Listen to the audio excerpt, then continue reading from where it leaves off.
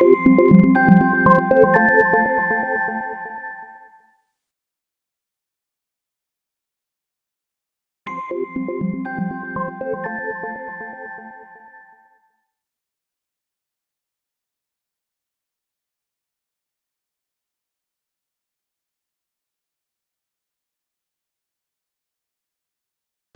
everyone, welcome to the video series on UFT automation.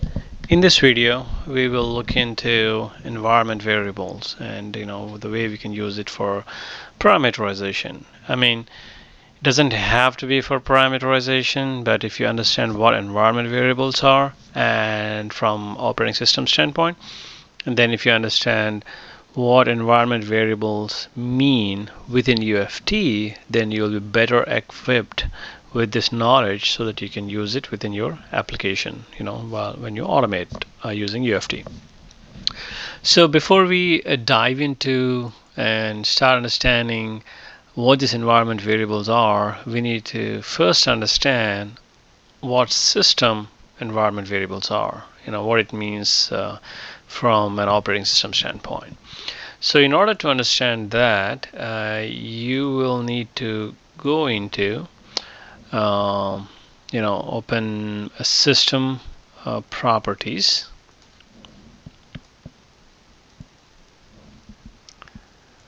Okay, this is from, you can go into control panel, click on the system, and you'll get into, click on, depending on your operating system, you may get the dialog box directly, or you may have to go to the system and from there click on advanced system properties or advanced system settings.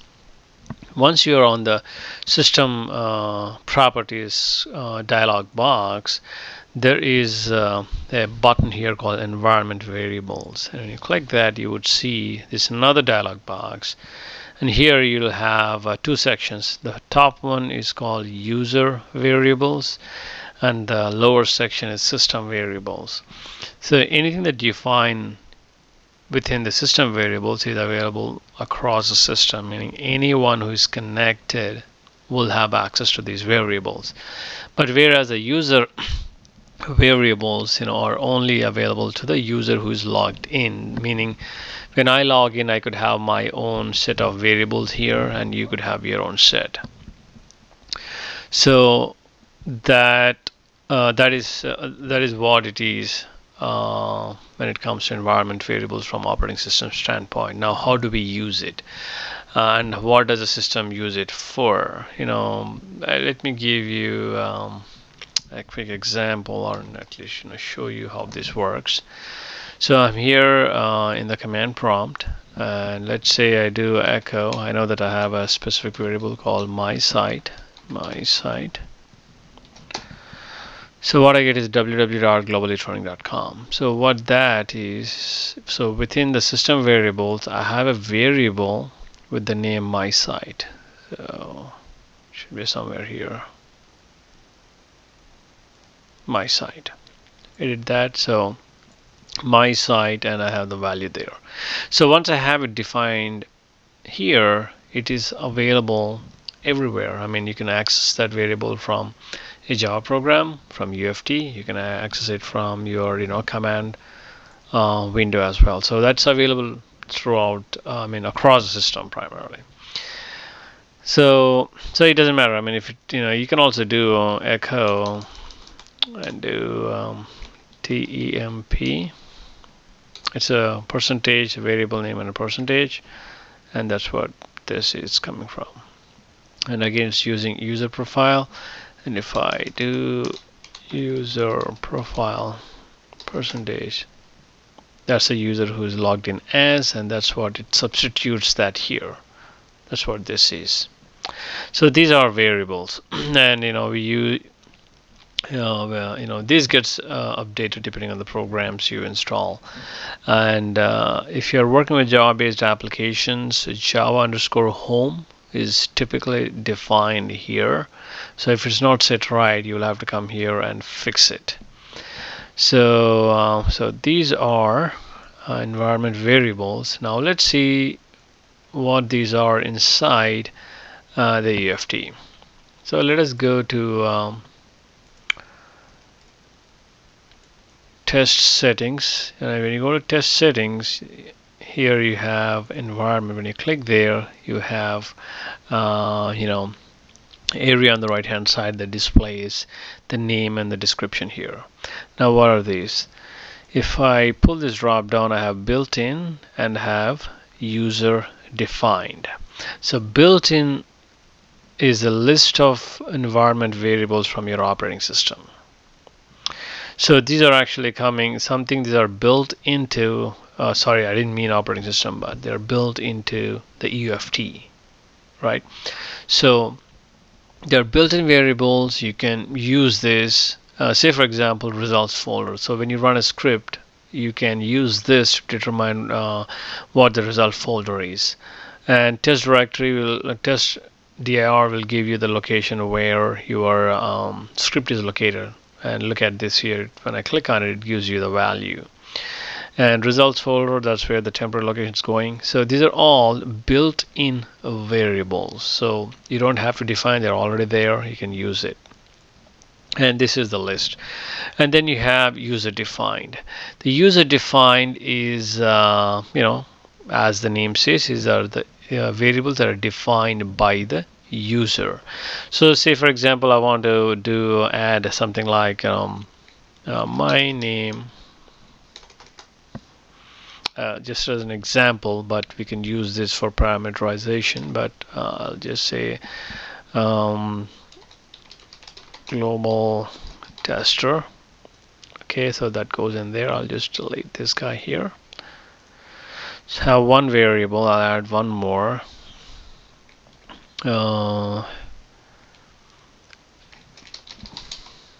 Tickets 25. Okay, once it is done, there are a few things you can do in terms of exporting and all that. We'll look at that later. And I'll say apply. Okay. So now that I have my values there, now let's see how, let's see the process in which you could access those values. So let us look at this, canvas here real quick. Probably this might be a little bit different from what you have seen before. There's an action, and inside that there are two actions, and inside each of those actions there is the same action called logger and logger. The two actions with the same name. It's not really two, it's the same action that's inside this action and this action, and both of these actions are inside this action. So let us first, so it's with init, and when I go to init step, it says run action system variable, system environmental variables, one iteration, UFT, and these two are nothing but these. So from this action, I'm calling these two actions. When you do this, when you add these kind of steps, your canvas will end up something like this. And then what I did is I also have a logger action. I went into system environment variables action, and at the very top I said run action logger, and within this UFT environment variables I said run action logger here. So as such, this action is not running by itself. I'm actually calling that action from the other action. That's exactly what I'm doing. So from init, I'm calling this, and when I call this, when I go inside, I'm calling logger. Then when I'm done with this, I go to the next action, UFT environment variables, and once I go in there, the first thing I'm doing is calling the logger action. So now let's go and look at the system environment variables real quick. So for now, ignore this fact, and this is how you access your system variables. So what I'm doing is here I'm saying, a wscript.shell. If you had watched the VB scripting videos, you'll understand what this statement means. I'm creating an object, of a shell, wscript.shell, and that's the name of the variable. And then what I'm doing is, the environment, I kind of misspelled it here. Environments equal to user, system, volatile, and process. And for the user, I'm saying, declaring a variable, and I'm saying this is nothing but this here. So I'm using this object, and I'm saying environment, and I'm setting the environment as user, and I'm defining another object system variable, and I'm using the same object from here. From that shell, I'm setting the environment as system. Here it is user, and here it is system. And then all I'm doing is, declaring some variables. Temp value equal to, this is the user object dot item, and I'm just giving a variable name. Let's say for number of processors, I'm saying number of processors at the system level equal to, so we'll use a system object here, object system and dot item, and within the bracket I'll pass the variable name. Because I have an idea about these variables, that's why I'm using them. So once you have that, then you can just print them. So let's say, for example, we had, let's see if that works. We had my website. Let's say my site equal to, and I'll copy this here, and it was my website. Let's say my website. We'll print that as well. We need to print this. Print.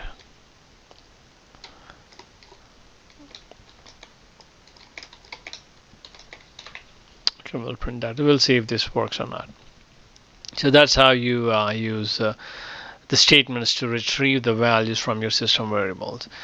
Now let's quickly peek into the UFT variables, how you access the variables that are inside the UFT. So we have user defined, and we have built-in. So for accessing the variable, simple, host name equal environment.value, and it's all ID IntelliSense, environment.value, bracket open, you get the whole list. You pick the ones you want. We have the OS version. You have quite a bit of list there. Once you start playing with it, you'll get a hang of what these all are.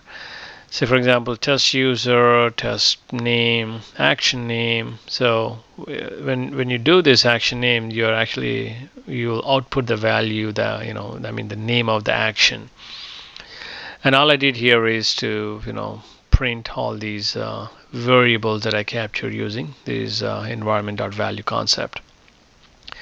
And then here, this is a totally different concept of loading environment variables from XML spreadsheet, but I'll cover that in a different video. So let me go ahead and run it. It's not interacting with any UI or any applications, just running the statements inside the script. I'll go ahead and close this. Let me look at the output here, because I outputted, everything went to the output screen because I was using print statements. So as we know, the init action calls system environment variables, and when I go to system environment variables, the first thing this does is it calls the logger action. And if I go to logger action, all it does is it prints 3 lines saying starting a new action. That's why you have this at the top. And then whatever you see here, printing the temp folder, number of processors, architecture, identifier, and all that. And then I have this thing print. Let's see, so it didn't grab it, grab the value there. We can look into that later. And then we have what do we have? These things, and these come from this next action, which is environment variables. And here what we did was we were capturing the values from the UFT definition, UFT syntax, environment.value. We use the variable name to get the value of that variable captured into a variable, and then we printed those here. So the host name, operating system, version. When you see version here, it's not really 6.1 means it's Windows 7. Then the computer name, which is username, not the computer name. Line 26, that's what this is. And the test name, you see that 010 environment variable 1, that's nothing but the test name here. And then we have action name. So what you see here is nothing but the action name here. UFT environment variable. And then I had these 3 lines, and let me quickly talk about that.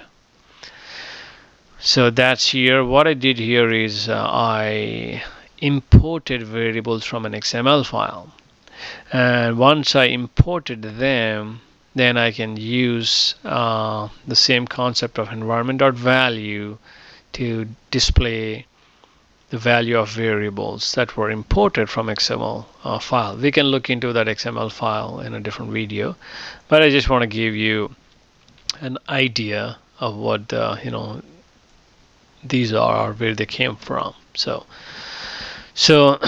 that's it about environment variables. And a quick recap. When you go to your system properties and go click on environment variables, you can define values here for the system level, and these are at the user level. And then within the UFT, you can go to the test settings and go to environment, and then you have you can see or have access to built-in variables and user-defined variables. And don't worry about this export and load from. We'll talk about that in a later video. So the built-in variables are the variables that they are dynamic values. If you, like, for example, localhost name, when you run it on my computer, I get something here. I believe it's HP6930. But if you use the same variable to output some value on your system, that it would display your computer name. Same way, the operating system version, directory names, and all that are very specific to the test case name and the action name. So these are all dynamic depending on the system. And then we have user defined, where we had defined some variables, and we can retrieve these as well. I don't think we did this. Let us access these variables real quick, which is there's a my name here and tickets. And that's coming from accessing environment variables. Here, user defined, I can do directly. I can do this print. I'll put these lines so we can easily recognize the output. And then I'll do print environment dot value, bracket open. I should see my name there.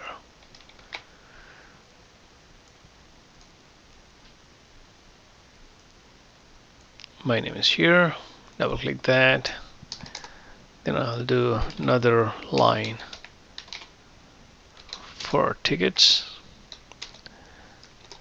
So if you have these values defined, you can actually use this string to give as a number of tickets when you record the flight reservation. So that just a quick example on how you can use it. So let me go ahead and run the script, and let's make sure that it's actually pulling the values from the user defined variables.